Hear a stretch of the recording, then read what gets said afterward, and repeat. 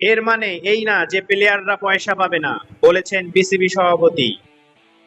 2 দিনে 4 ম্যাচ হয়ে গেছে বিপিএল এর, তবে সব দলেই অন্তত একটি করে ম্যাচ খেলে ফেললেও এবারের বিপিএল এ খেলোয়াড়রা শুরু করেছেন ফ্রাঞ্চাইজিদের কাছ থেকে পারিশ্রমিকের 1 টাকা না পেয়েই। বিসিবি সভাপতি ফারুক আহমেদ অবশ্য আশা দেখিয়েছেন খেলোয়াড়রা টাকা পাবেন।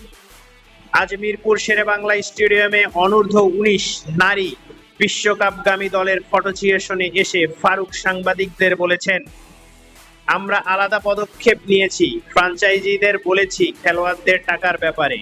প্রেসিডেন্ট হিসেবে তাদের সঙ্গে সরাসরি কথা বলছি। ফ্রাঞ্চাইজিরা যাতে না মনে করে বোর্ডেই শুধু দেখবে, ফ্রাঞ্চাইজিরা আমাদের পার্টনার।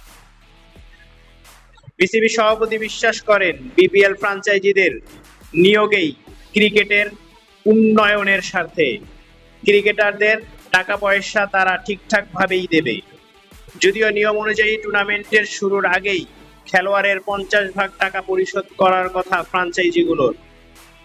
টুর্নামেন্ট চলাকালীন 25% এবং টুর্নামেন্ট শেষে দেওয়ার কথা বাকি 25% টাকা।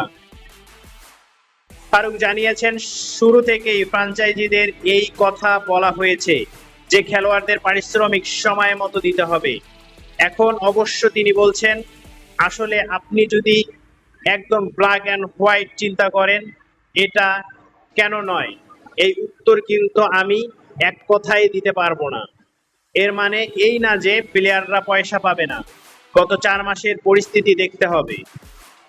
বিপিএল এ কোনো ফ্রাঞ্চাইজি কোনো ক্রিকেটারের টাকা না দিলে নিয়ম অনুযায়ী সেই টাকা দিতে হয় বোর্ডকে।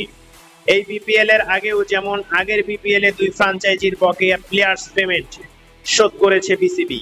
এরকম ঝুঁকি থাকে বলেই ফ্রাঞ্চাইজিদের কাছ থেকে ব্যাংক গ্যারান্টি রাখার নিয়ম।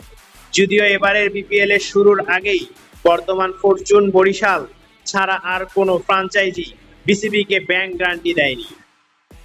নিউজটি যদি ভালো লাগে একটি লাইক দিবেন আর চ্যানেলটি সাবস্ক্রাইব করে সাপোর্ট করবেন।